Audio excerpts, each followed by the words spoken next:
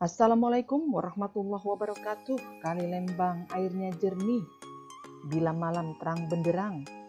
Jumpa lagi dengan saya Sri Wardani, pengawas SMP Kota Tangerang. Sahabat pembelajar, kali ini saya akan memandu bagaimana kita melakukan input hasil supervisi kepala sekolah terhadap guru pada aplikasi supervisi BPMP Provinsi Banten. Mari sama kita simak. Pertama, kita buka Google Chrome. Kemudian ketik supervisi LPMP Banten. Kita mengenalnya dahulu adalah LPMP, Lembaga Penjaminan Mutu.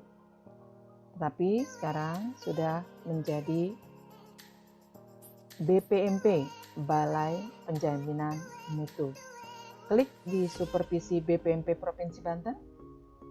Kita akan melihat tampilan seperti ini. Supervisi BPMP Provinsi Banten. Bagi kepala sekolah, untuk username gunakan NPSN dan password supervisi 2022. Kita mulai. Sini saya sudah menyiapkan username-nya NPSN salah satu sekolah binaan saya.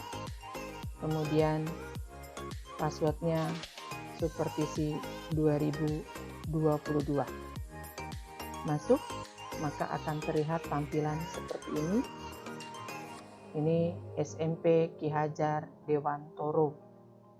Untuk melakukan input pada supervisi kepala sekolah, kita lihat di sini ada profil sekolah, ada data guru, ada formulir, ada hasil supervisi kepala sekolah dan hasil supervisi pengawas sekolah.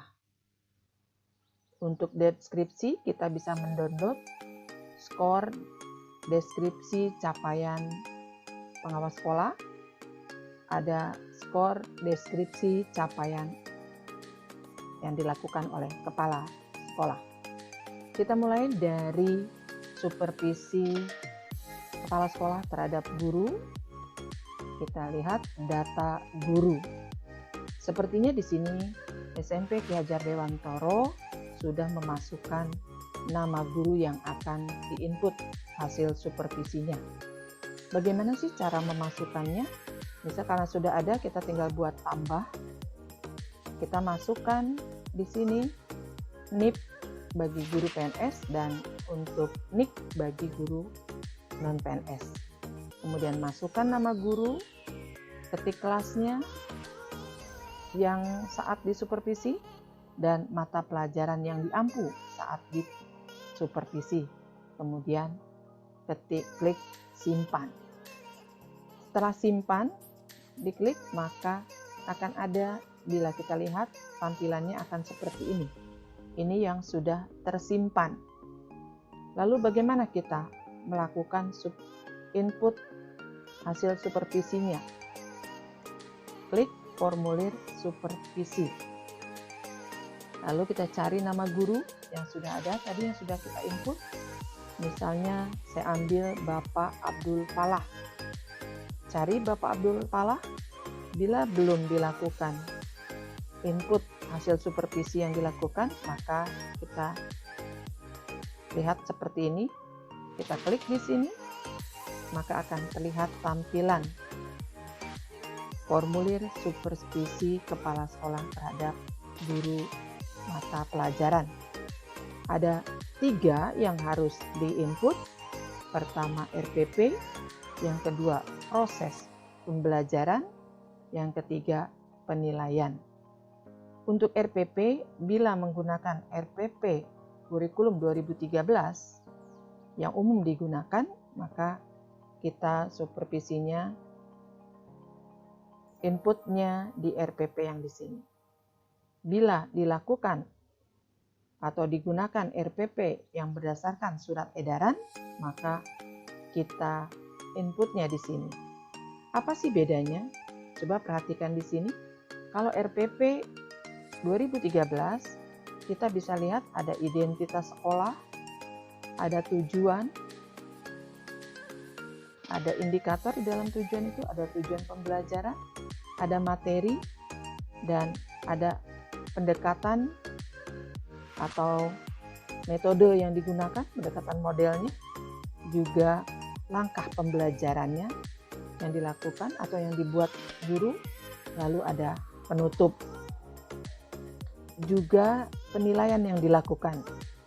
Di sini ada, kemudian media, alat dan bahan, kemudian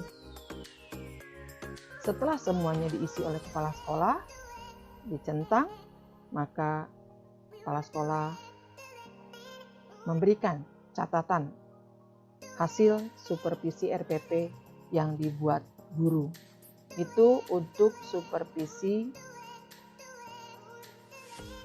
pada RPP kurikulum 2013 yang berdasarkan Permendikbud nomor 22 tahun 2016. Bagaimana dengan RPP yang berdasarkan surat edaran? Kita tahu di masa pandemi COVID-19 ada RPP penyederhanaan. Di sini yang berdasarkan surat edaran, ini RPP yang dibuat mengikuti Permendikbud nomor 22 tahun 2016. Di sini langsung ke tujuan. Langkah-langkah pembelajaran, kemudian penilaian pembelajaran, dan tinggal kepala sekolah melakukan catatan hasil supervisi berdasarkan surat edaran. Setelah melakukan input hasil supervisi, kita lalu jangan lupa untuk selalu menyimpan. Ya, setelah dilakukan seperti ini misalnya, dari identitas, di checklist, terus semua sudah dilakukan solusinya. Bila semua itu sudah ada, tidak perlu perbaikan, maka kepala sekolah tinggal memberikan solusi untuk melakukan supervisi kontinu. Seperti itu. Bila ada hal yang harus diperbaiki, kepala sekolah bisa memilih alternatif, misalnya bimbingan teknis, pendampingan, atau pelaksanaan tutor teman sejawat dalam menyusun RPP dan seterusnya.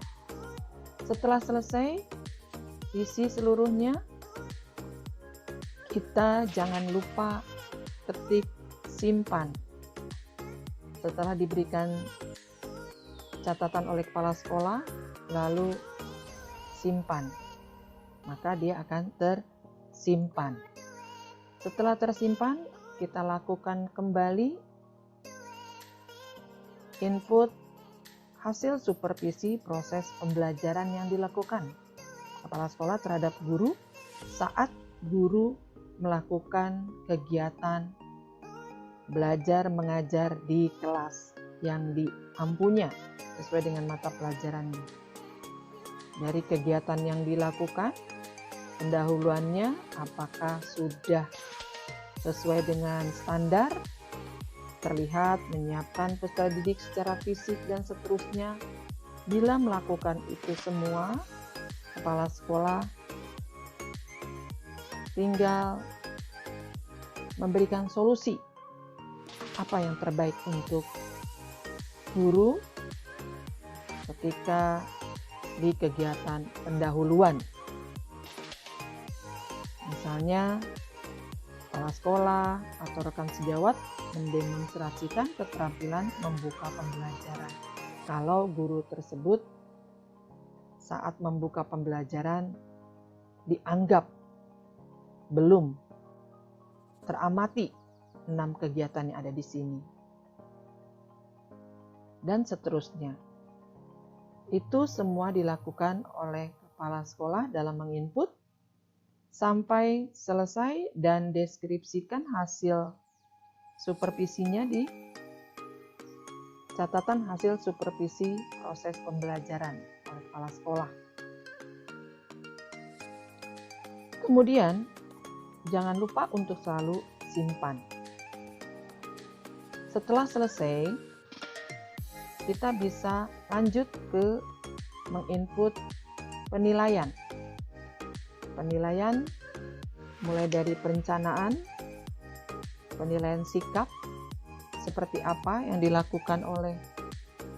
dibuat oleh guru mata pelajaran tadi, dan bila ada hal yang perlu diberikan solusi, kepala sekolah bisa melihat apa yang sudah dilakukan atau sudah dibuat, apakah dengan memberi contoh pada guru dalam menentukan sikap yang diamati, atau memberi contoh pada guru dalam menyusun format penilaian karena mungkin dianggap belum semuanya. Kepala sekolah memberi contoh pada guru dalam menyusun indikator sikap misalnya. Bila si guru belum melakukan itu semua, bila sudah, maka solusinya tidak perlu dicantumkan. Setelah selesai semua, sama seperti pada RPP, pelaksanaan juga ini. Kemudian jangan lupa deskripsikan, dan setelah dideskripsikan hasil dari supervisi kepala sekolahnya, simpan. Maka kepala sekolah selesai melaksanakan input hasil supervisi kepada guru. Sahabat pembelajar, mari kita intip hasil supervisi kepala sekolah terhadap guru mata pelajaran di sekolah binansa yang lain di SMP PGRI 2 Pinang. Di sini kepala sekolah sudah melakukan supervisi kepada 5 orang guru dan hasilnya seperti ini. Coba kita intip capaian yang diperoleh, misalnya Ibu Atik Ruhana memperoleh capaian 3,53 pada RPP, pada proses 3,92, dan pada penilaian 3,73. Coba kita lihat di sini. Bila kepala sekolah sudah melakukan supervisi seperti ini dan sudah melakukan menuliskan catatan hasil supervisi RPP, maka pengawas sekolah juga melakukan catatan akan hasil supervisi yang sudah dilakukan oleh kepala sekolah. Di sini catatan hasil supervisi dari kepala sekolah adalah perlu adanya perbaikan. Catatan dari saya, guru berkinerja tinggi dalam penyusunan RPP, hanya di sini belum sistematis. Karena itu, untuk perbaikan perlu adanya pendampingan dalam penyusunan RPP yang sistematis dan bedah Permendikbud nomor 22 tahun 2016. Setelah tersimpan, maka kita bisa melihat hasilnya. Nah, setelah itu kita bisa mencetak. Cetak di sini per halaman akan terlihat deskripsi masing-masing. Ini hasil dari supervisi kepala sekolah. Per instrumen dari RPP, kemudian proses pembelajaran, juga penilaian pembelajaran. Hasil supervisi tadi secara rekap bisa kita lihat di cetak rekap supervisi. Di sini akan terlihat. Nah, ini juga kita jadikan untuk arsip kita dalam penilaian kinerja guru. Ini sudah ada hasil, tinggal dibuat print out-nya dan ditandatangani oleh kepala sekolah. Bagaimana? Sahabat pembelajar, cukup mudah bukan untuk melakukan kegiatan penginputan hasil supervisi yang telah dilakukan kepala sekolah kepada guru mata pelajarannya masing-masing. Sampai di sini. Semoga bermanfaat. Mohon maaf apabila ada kesalahan. Jalan-jalan ke Kota Tuban, jangan lupa membeli ikan. Supervisi sebuah kewajiban, ayo bersama kita laksanakan. Terima kasih. Wassalamualaikum warahmatullahi wabarakatuh.